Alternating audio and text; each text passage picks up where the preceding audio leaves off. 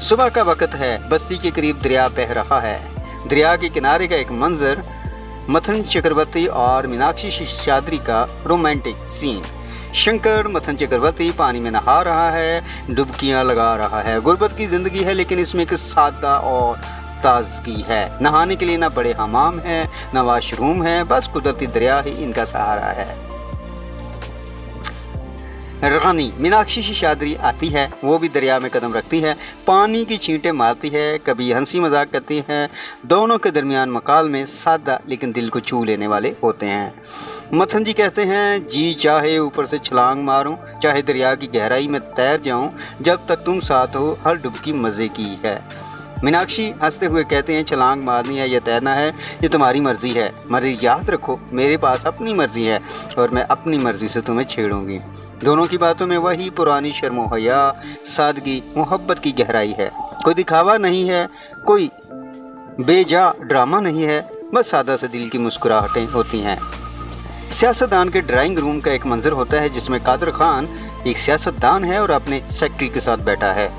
ایک طرف عوام دریا کنارے خوشیوں کے چھوٹے موٹے لمحے انجوائے کر رہے ہیں، دوسری طرف رائے بہادر ارجن چورسیا قادر خان اپنے محل نما گھر میں بیٹھا ہے۔ اس کا سیکرٹری اخبار کھول کر خبریں پڑھ رہا ہے۔ زلزلہ آ گیا جاپان میں، اتنے لوگ مر گئے، اتنے بے گھر ہو گئے، سمندر میں طوفان آ گیا، ملک میں مہنگائی بڑھ گئی، لوگ بھوکے مر رہے ہیں۔ قادر خان سگریٹ کا کش لیتے ہوئے اور تنزیہ ہنسی کر کے کہتا ہے، خواہ دنیا ڈوب رہی ہے تو ڈوبنے دو، میرا کاروبار بڑھنا چاہیے، میری کرسی ہلنی نہیں چاہیے۔ یہ مکالمے اس بات کی عکاسی کرتے ہیں کہ جہاں ایک طرف عوام اپنی بنیادی ضروریات کے لیے ترستے ہیں، وہیں طاقتور سیاستدان دنیا کی خبریں بھی اپنے مفاد کے ترازو میں تولتے ہیں۔ فلم کا آغاز ایک بڑی سفید گاڑی کے داخلے سے ہوتا ہے۔ اس زمانے میں یہ گاڑی دولت، رتبے اور طاقت کی علامت سمجھی جاتی تھی۔ گاڑی کی ڈگی میں ایک نیا ٹیلی ویژن رکھا ہوتا ہے جو سیاستدان بڑے فخر سے عوام کے سامنے نمائش کرتا ہے۔ عوام حیران آنکھوں سے دیکھتی ہے لیکن اندر ہی اندر سمجھ جاتے ہیں کہ یہ سب کچھ دکھاوا ہے۔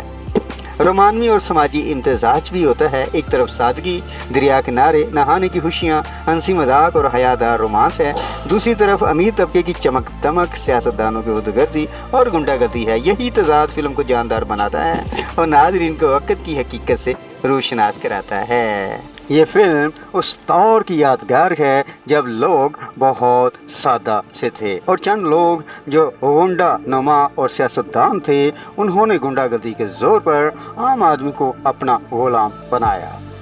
اس فلم میں شنکر متھن چکرورتی غریب طبقے کا نمائندہ ہے، ایک نوجوان ہے جو معاشرے میں انصاف چاہتا ہے اور عوام کی آواز بن کر سامنے آتا ہے۔ وہ صرف ایک عاشق نہیں بلکہ انقلابی سوچ رکھنے والا ہیرو ہے۔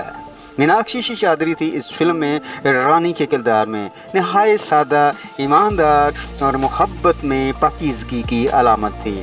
ان کی متھن چکرورتی کے ساتھ فلم کی جوڑی بہت زبردست رہی، جبکہ منداکنی تھی امیر طبقے سے تعلق رکھنے والی لڑکی۔ وہ شنکر کی طرف مائل ہے، اس سے محبت کرنا چاہتی ہے، لیکن کیونکہ اونچ نیچ، امیر غریب کا جو تضاد ہے اسی میں بیچاری الجھ کے رہ جاتی ہے اور اس کا جو کردار ہے اس فلم میں مخصصہ رہ جاتا ہے۔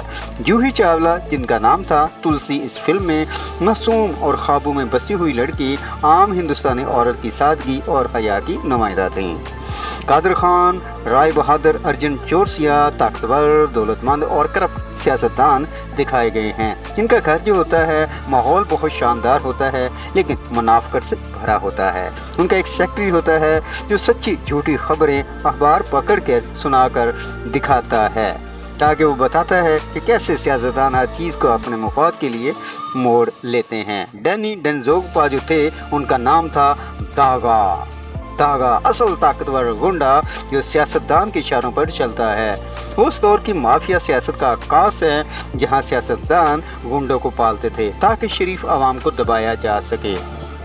فلم میں غریب بستی کے سینز ہیں، ان کے سادہ لباس ہیں، हाथों में डंडे और सीधी सादी ज़िंदगी इस बात की अलामत है कि वो गरीब ज़रूर है लेकिन इज़्ज़तदार हैं, ईमानदार हैं। और डंडा उस वक्त सिर्फ लड़ाई नहीं बल्कि इनकी इनकलाबी हथियार दिखाया जाता था जिसे अवाम अपने मुतालबात मनाने के लिए ताकत के साथ खड़े हों।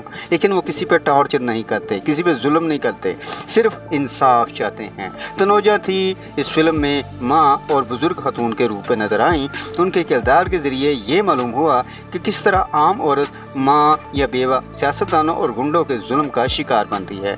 इनकी गुफ्तगू और जज्बात में वो दुख नज़र आता है जो उस वक्त की आम औरत की आवाज़ था। आखिर में एक्शन का तूफ़ान बर्पा होता है। शंकर और आवाम गुंडों के खिलाफ डट जाते हैं। सियासतदान की असलियत आवाम के सामने आ जाती है। फिल्म का पैगाम यही है कि सच्चाई, कुर्बानी और अवामी इत्तेहाद के सामने जुल्म ज़्यादा देर नहीं ठहर सकता।